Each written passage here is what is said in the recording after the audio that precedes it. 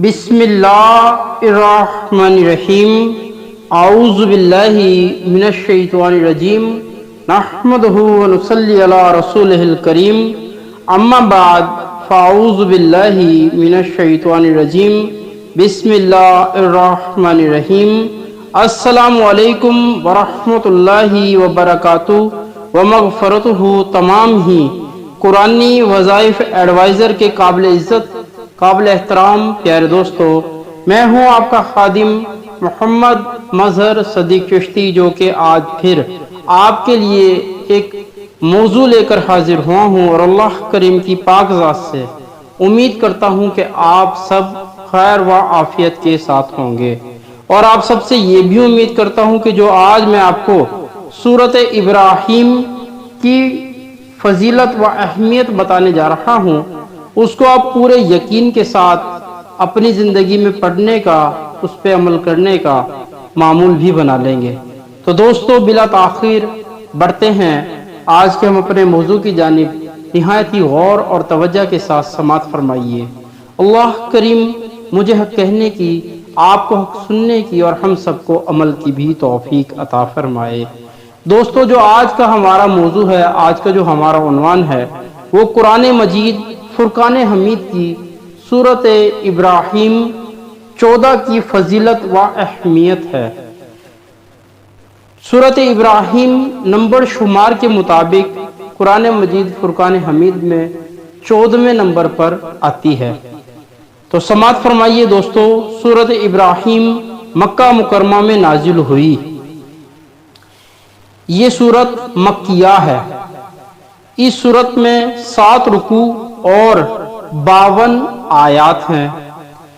اس سورت کی آیت نمبر 35 تا 41 میں حضرت سیدنا ابراہیم علیہ السلام کی اطاعت الہیہ کے حسین واقعہ اور آپ کی دعاؤں کو بیان کیا گیا۔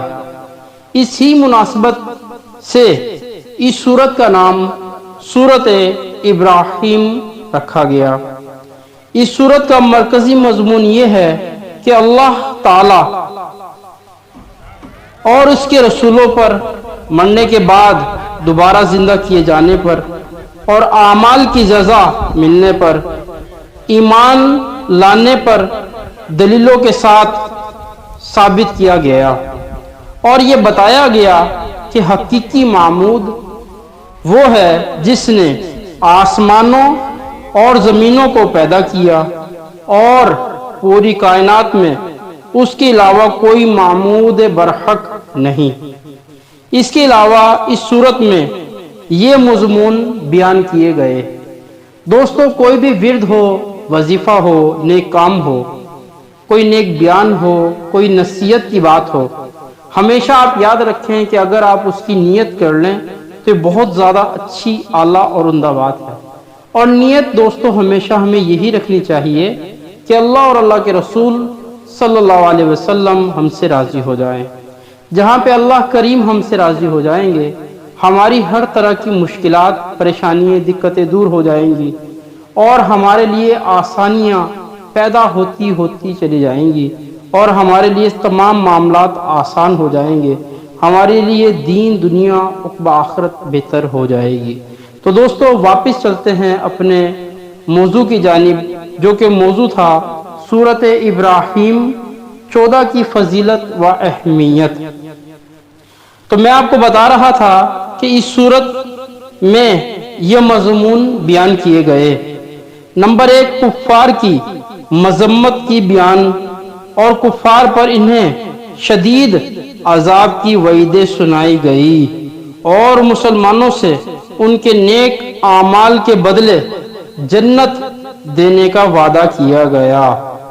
نمبر 2، حضرت سیدنا نوح علیہ السلام، حضرت سیدنا ہود علیہ السلام، حضرت سیدنا صالح علیہ السلام، اور ان کے بعد والے تمام انبیاء کرام علیہ السلام اور ان کی قوموں کے واقعات بیان کر کے تاجدار رسالت یعنی کہ مکی و مدنی آقا سرور کونین امام المرسلین سید المرسلین شفیع مذنبین رحمت للعالمین جناب پاک محمد مصطفیٰ صلی اللہ علیہ وسلم کو تسلی دی گئی اور ان قوموں پر نازل ہونے والے عذابات سے کفار مکہ کو ڈرایا گیا۔ نمبر 3، خانہ کعبہ کی تعمیر کے بعد حضرت سیدنا ابراہیم علیہ الصلوۃ والسلام نے مکہ والوں کے لیے امن اور رزق کی لوگوں کے دل میں خانہ کعبہ کی طرف مائل ہونے کی، اپنی اولاد کے بتوں کی پوجا سے بچنے کی، اپنی اولاد کو نماز قائم کرنے کی توفیق دینے کی، اپنے والدین اور مسلمانوں کی مغفرت کی جو دعائیں مانگی وہ بیان کی گئی۔ نمبر 4، ایمان اور کلمہ حق کی مثال پاک درخت سے، جبکہ گمراہ اور کلمہ باطن کی مثال خواص درخت سے دی گئی۔ نمبر 5، قیامت کی ہولناکیاں بیان کر کے نصیحت کی گئی اور ظالموں کے لیے مختلف قسم کے عذابات بیان کر کے انہیں ڈرایا گیا۔ نمبر 6، قیامت کے دن تک عذاب مؤخر کرنے کی حکمت بھی بیان کی گئی۔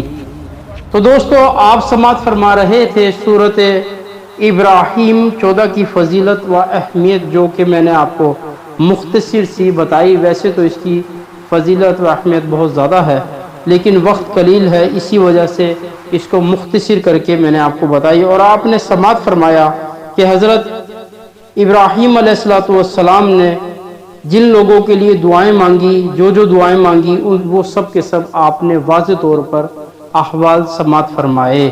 دوستو، کوئی بھی دوست ہمارا یہ چاہے کہ ہمارے چینل میں ہمارے ساتھ اٹیچ ہو جائے، تو اس کو چاہیے کہ وہ ہمارا چینل قرآنی وظائف ایڈوائزر کی ویڈیو کو جو پہلی بار دکھ رہا ہو یا سن رہا ہو، اس کو چاہیے کہ وہ ہمارے چینل کو سبسکرائب بھی کر لے، لائک اور شیئر بھی ضرور کرے، اور ساتھ ساتھ دوستو بیل کے بٹن کو بھی پریس کر دیں تاکہ ہمارے چینل کی ہر نئے آنے والی ویڈیو کا نوٹیفیکیشن آپ کو حاصل ہوتا رہے، اور آپ اسی طرح مستفید ہوتے رہیں، فائدے اٹھاتے رہیں، اور دوستو ساتھ ساتھ عمل بھی کرتے رہیں۔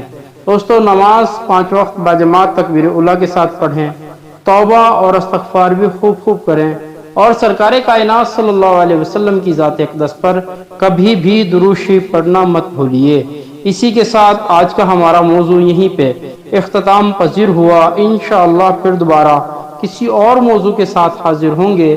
اس وقت تک کے لیے اللہ آپ کا، میرا اور ہم سب کا حامی و ناصر ہو۔ جزاک اللہ خیر۔